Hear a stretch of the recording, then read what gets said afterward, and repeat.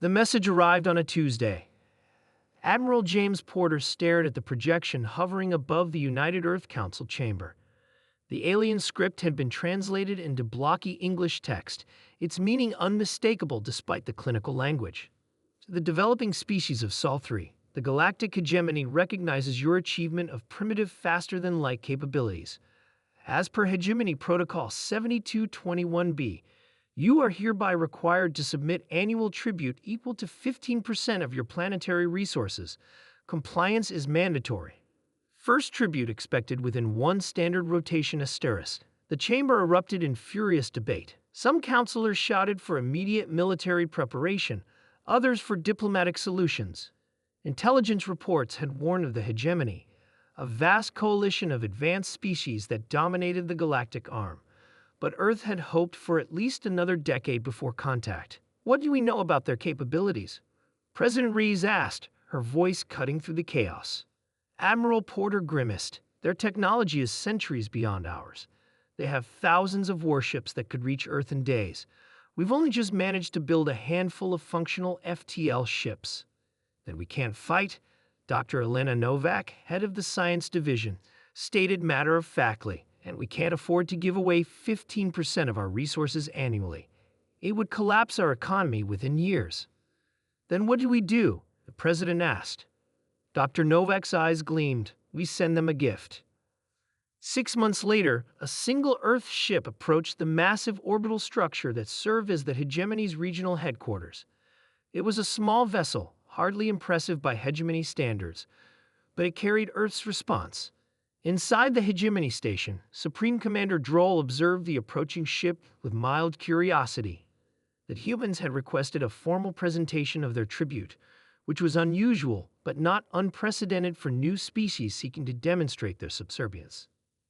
They are primitive, but at least they understand their place, his assistant Mev remarked. Droll flicked his upper appendages dismissively. Their solar system has abundant resources.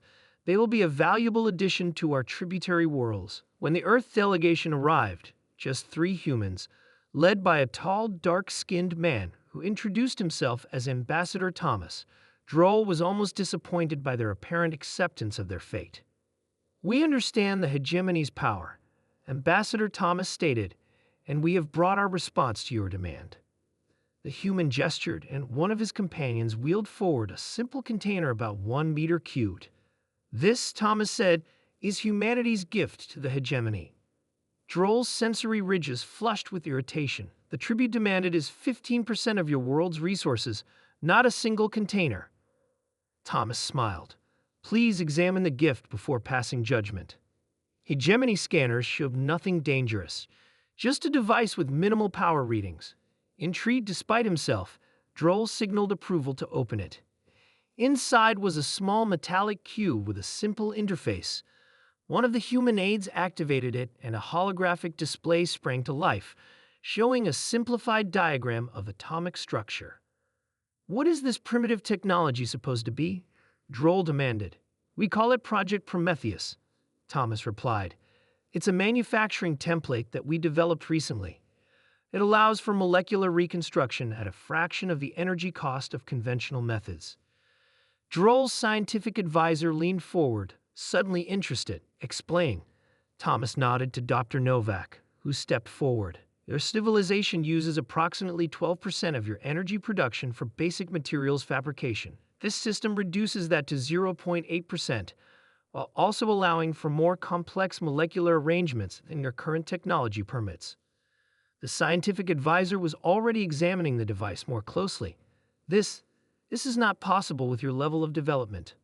Dr. Novak smiled slightly. Humans have always excelled at specific technological leaps when under pressure. This particular breakthrough came when we needed it most. Over the next hour, the humans demonstrated the device, showing applications that even the hegemony's advanced civilization hadn't perfected. The energy efficiency alone would revolutionize their industrial base, and the molecular manipulation capabilities outstripped their best systems. When they finished, Thomas spoke again. We cannot afford to give you 15% of our resources as tribute. Earth is still recovering from environmental damage, and our colonies are in their infancy, but we can offer technological exchange instead. Droll's compound eyes narrowed. This is unexpected. Consider it, Thomas said. This is just one innovation. Earth has dozens more in development. We don't want to be tributaries. We want to be partners. 3 months later, Admiral Porter met President Rees in the same council chamber where they had first received the hegemony's demands. It worked, Porter confirmed, reading from his tablet. The Hegemony Council has reclassified Earth as a strategic innovation partner. No tribute required. And the catch, Rees asked. They want our research teams to work with theirs. Shared development, shared benefits. Dr. Novak, sitting nearby, smiled. Essentially what we hoped for. They have resources and established infrastructure across thousands of worlds. We have human ingenuity and problem solving. Together we secure humanity's place in the galaxy, Porter finished. Not as subjects, but as equals. President Rees nodded slowly. And the Prometheus device? They haven't realized yet? No, Dr. Novak replied. The technology is genuine and valuable, but it's something we would have shared openly anyway. The real innovation was recognizing that what the hegemony values isn't resources, it's solutions to problems they haven't been able to solve. Porter laughed softly. They demanded tribute, expecting submission. Instead, Earth sent them a gift, and in doing so, rewrote the terms entirely. Humanity's greatest resource has always been our minds, Rees said, looking out at the stars visible through the chamber's windows. Let's hope the hegemony continues to value that above all else.